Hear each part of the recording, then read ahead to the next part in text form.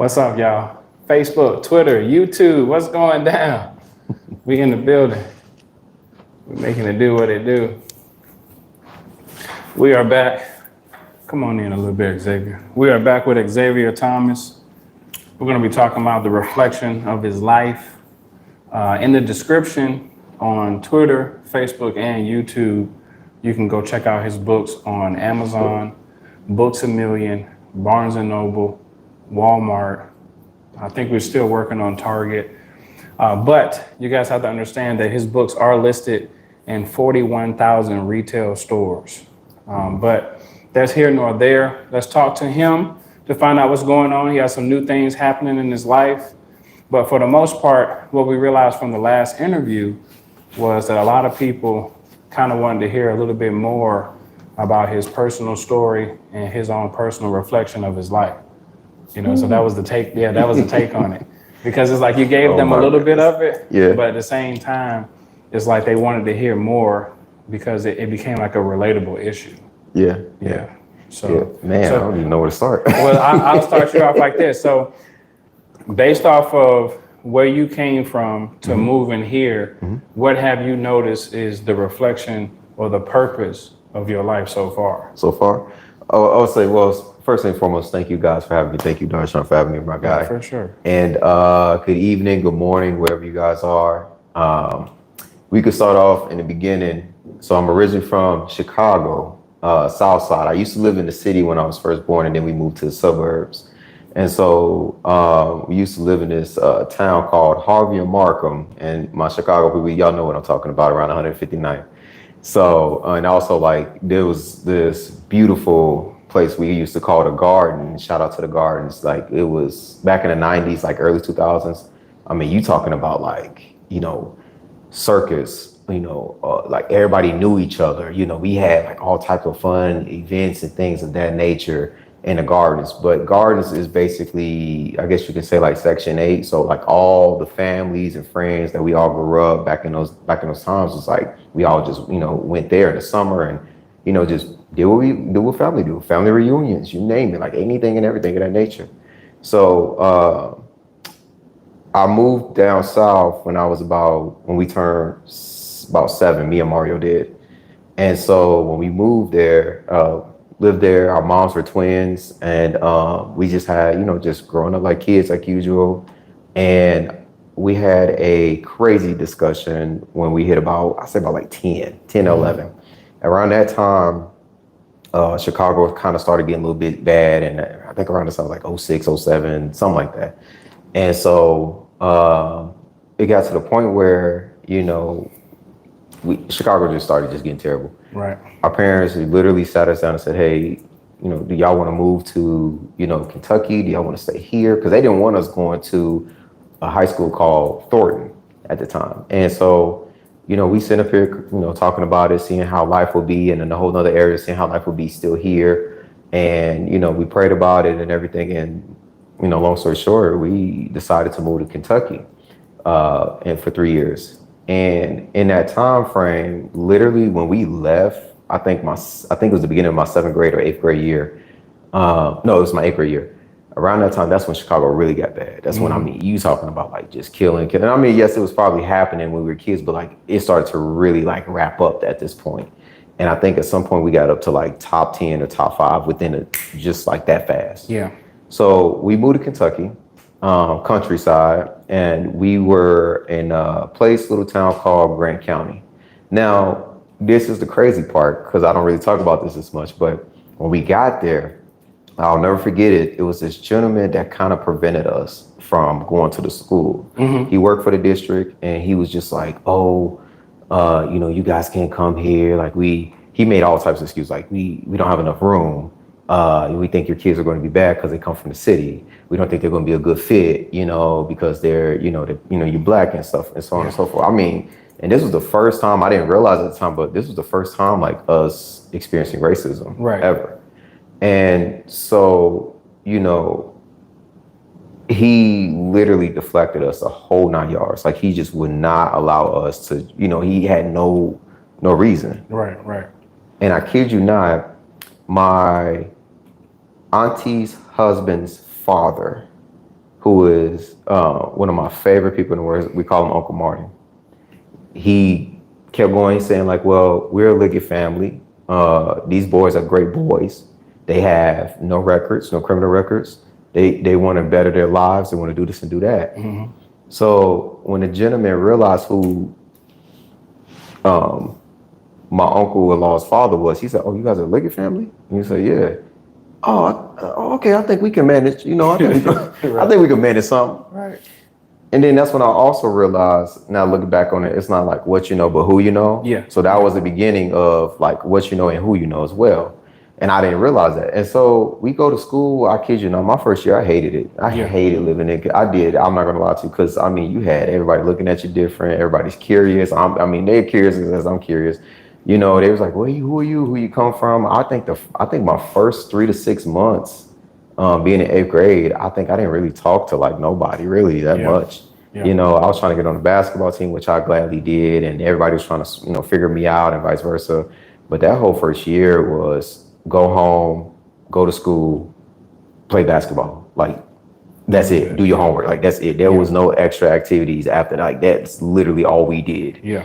And after my first year, after our first year, me and Mario's first year there, living with our auntie and uncle at the time, they said that they loved us. Mm-hmm. They said that like, oh my God, like you guys are influence to our kids. Like my kids are, they saying all types of stuff. But to us, we was just like, well, we didn't feel that love. We didn't feel that treatment. We didn't, we ready to move on. And even after our first year playing basketball there, they saw like how good we were because we played during the school year and also like summer league. Right. And so I think we probably had like just a couple of handful of schools that wanted us to transfer to their school and stuff like that at that time. Mm-hmm. And it was great because we was like, look, we finna leave and go over there.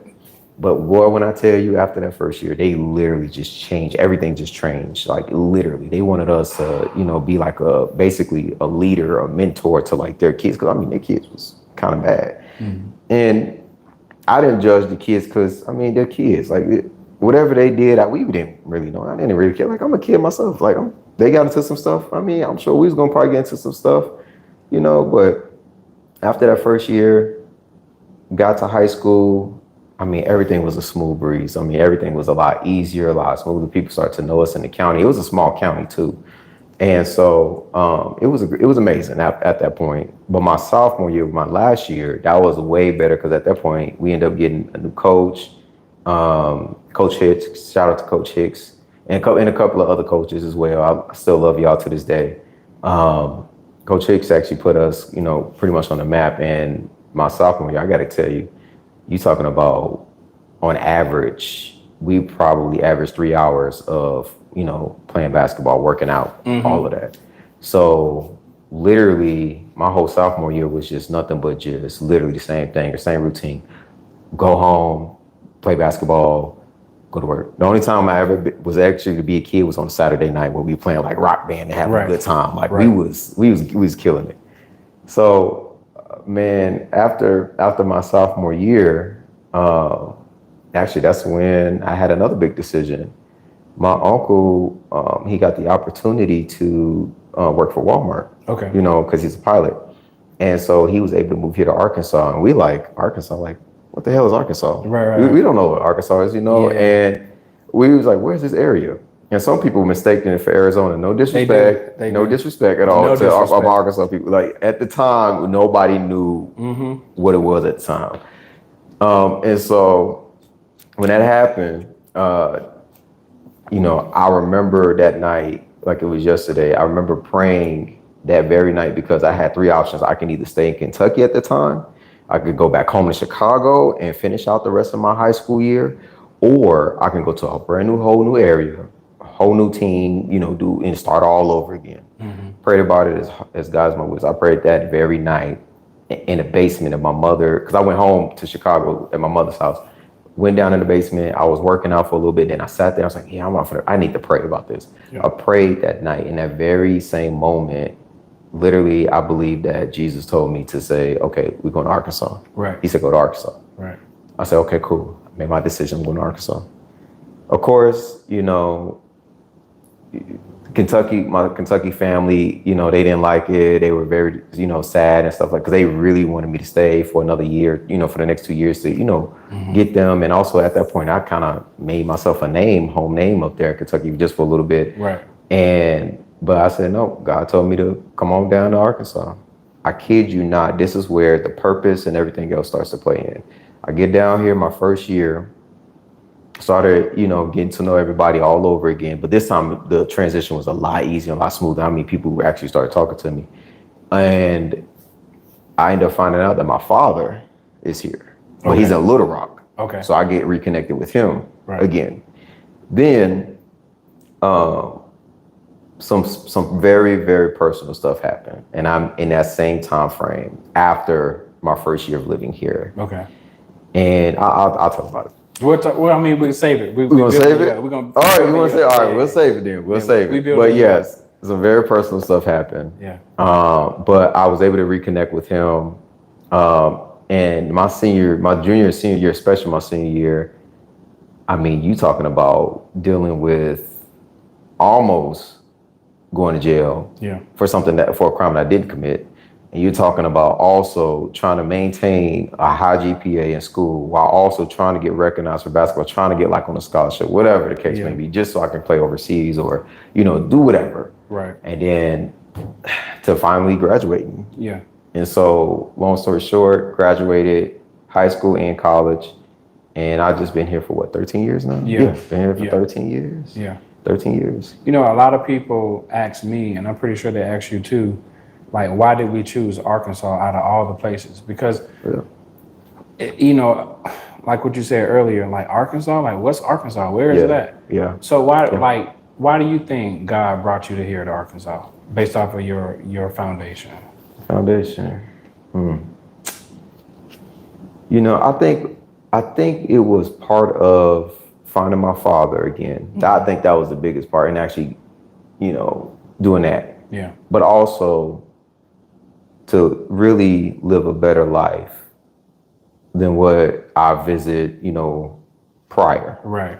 And so ever since I've been down here, yes, I know crime happens everywhere, but Arkansas has been the new home of I can actually be peaceful here. Exactly. I can actually travel here. I can actually do what a man can do or should do. Yeah. I want to say during my college year, I probably traveled to Texas probably 5 times every month. Right.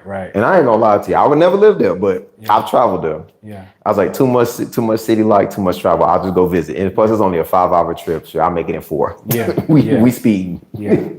But I would definitely say to reconnect with my father and then also start building my own foundation as a man and figuring out okay, what is it that you need to do? What is your purpose? What is, where are you going? Yeah. So that's probably what I would definitely say. I mean, I totally agree, especially when it comes down to purpose. Yeah. If you're thinking about if you're going materialistic wise, saving some money, not struggling.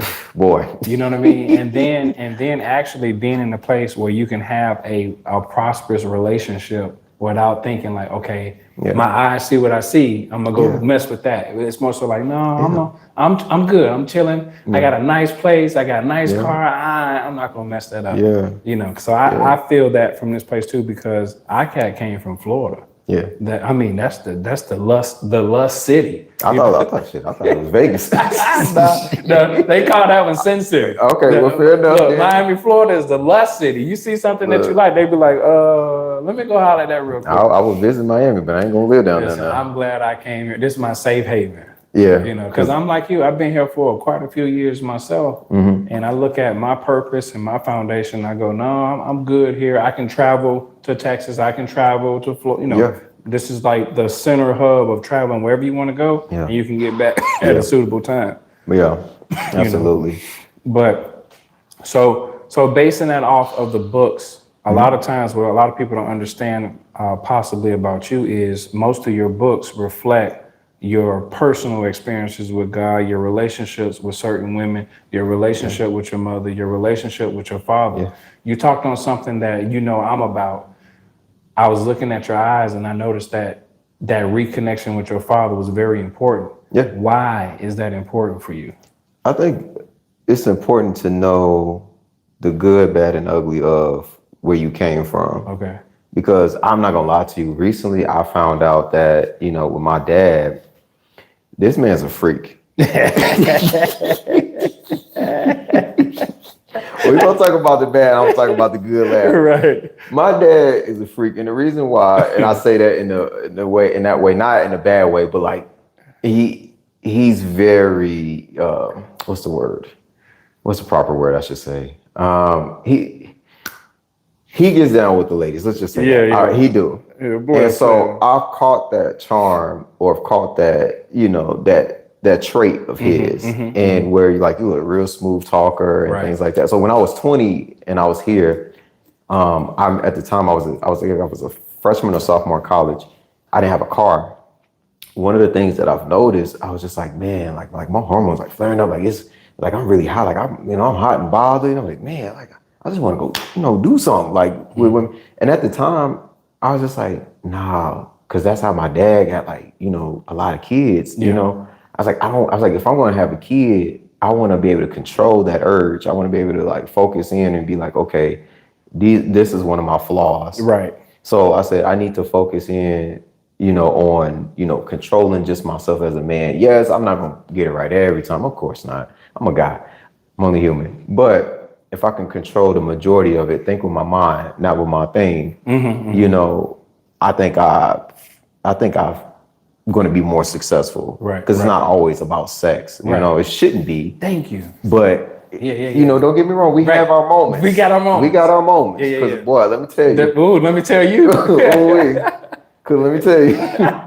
I had too many. Hey, we got some stories. I had too many. You must understand. Yeah. Because sometimes you be minding your own business and sitting up here at TJ Maxx and you see something. Come on, Zay. Oh my God. Tell me, Zay. Come on, man. I'm gonna get in trouble. All right, me too.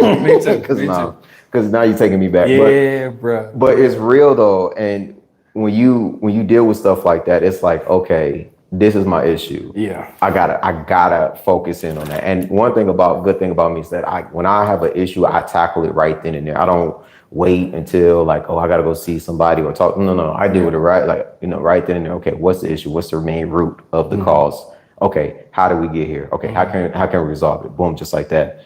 That I would say one of those is my father is very sexually active, even still to this day. Yeah.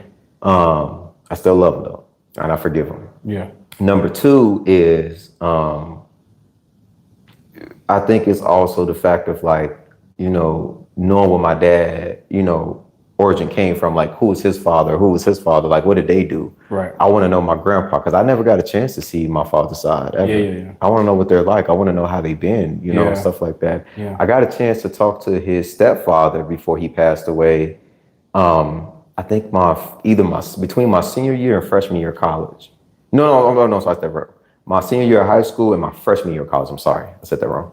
So yes, so right around that time, he pretty much passed away, or he was on his deathbed. So I got to talk to him at least a good handful of times. So I would say just that, and then also just to ask him questions. I ask my dad serious questions. Who are you? Right.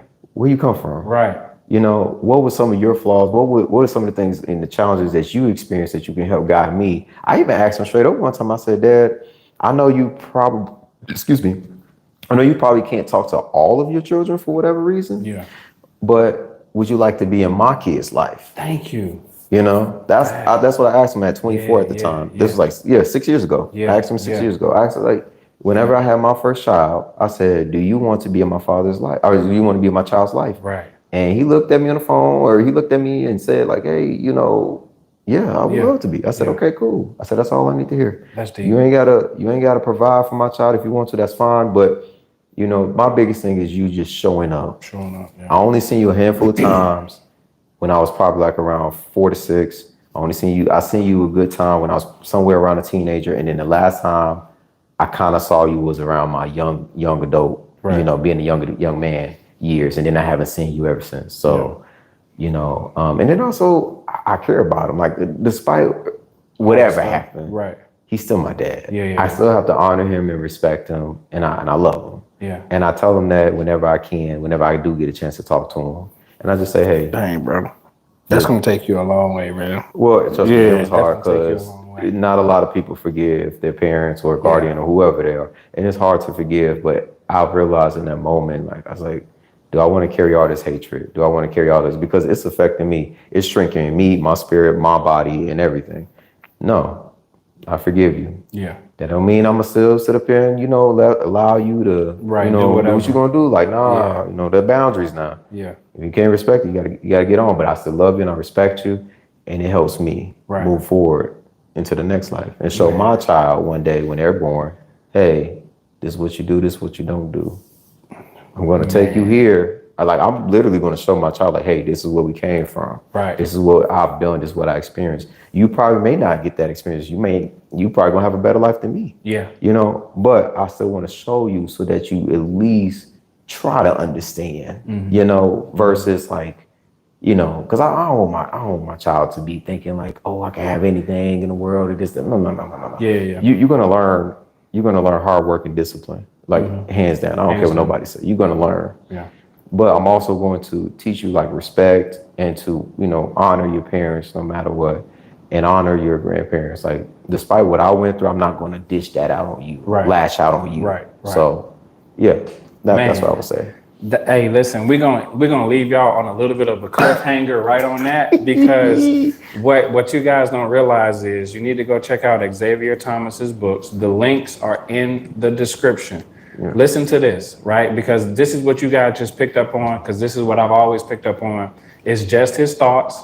Things just hit different. And you need to, it's just us. So we're talking, we're having a conversation. And a lot of times what a lot of people don't realize about you is that they need to just listen. So those are all the titles of his books. Yeah. And nobody really caught on to it. Yeah. But I did. I was like, no, let me listen to the young fella. Let me see what's going on. Hey, man, it's just my thoughts. Hey, man, just listen to me. Yeah. Hey, when I was talking to this girl, I thought it was just us. Yeah. Hey, listen, man, things just hit different. And I was like, bro, let's do it. Let's do it. So we got Xavier Thomas here. Yeah. He's been doing this thing for quite a few years now. I used to think that he was camera shy, but he ain't camera shy. He just was busy. He just got some stuff going on, Yeah. But we here with him, man, and we got maybe a few more interviews to do for Sunday. We're doing these Sunday wrap-ups to get you guys a little bit more interested in who he is. This is one of my authors that I signed years ago. And I'm just kind of I don't know, we just living life. We good friends. It's like my brother. What you talking about? This is my brother right here. You know what I mean? So we do a lot of stuff together. We talk about a lot of different things. Yeah. He got a totally brand new situation. And we're going to get to the point where we're going to talk about it. Yeah. And one thing that I noticed about him that he notices about me is that whole father mentorship type of deal. And I'm real big on fathers being involved in their children's lives, because a lot of times what we see in life is the fathers aren't as important as the mothers. And it's no, we don't even think that. Both of y'all are important. Yeah. But why do the fathers end up falling off? And then when you find out why the father fell off, you're like, yo, man, I just want you in my life. Yeah. So that's where we're at with it. Yeah. If you guys have any thoughts, any questions or suggestions, feel free to go ahead and put them in the chat right now. We're going to get ready to close the show up here in about 5 minutes. We have a couple things that we have to get to. So anybody have any questions? So I will say this. So there's K Confessions. She was, at this point, she was talking about if your dad was a freak, and she was like, "Oh, is he now?" And then you got into your conversation about having that balance between, knowing which head to choose from. Yeah. So she was like, great job on the balance. Yeah. And keep yourself going on. She loved our dialogue. Thank you. And then right here, she says, praise God to talk about the issues and being transparent so family can move on and break generational curses. That's talking with Xavier Thomas. We're going to do this another time. Yes. We got a few more times because, again, I got some stuff lined up for him. Also, this is kind of this is a part of life. This is media training, and also at the same time promoting your books. Yeah. Because we got stuff to take care of. Yeah. So we'll catch you guys later. Twitter, shout out to Twitter. Facebook, hope y'all enjoyed it. YouTube, we'll see y'all. We'll catch y'all. So thank y'all for tuning in. We'll catch y'all next Sunday, maybe? Hopefully next Sunday. This time I'll hopefully be here earlier. For sure. For sure. See y'all later, man. See y'all later, y'all. Oh, man.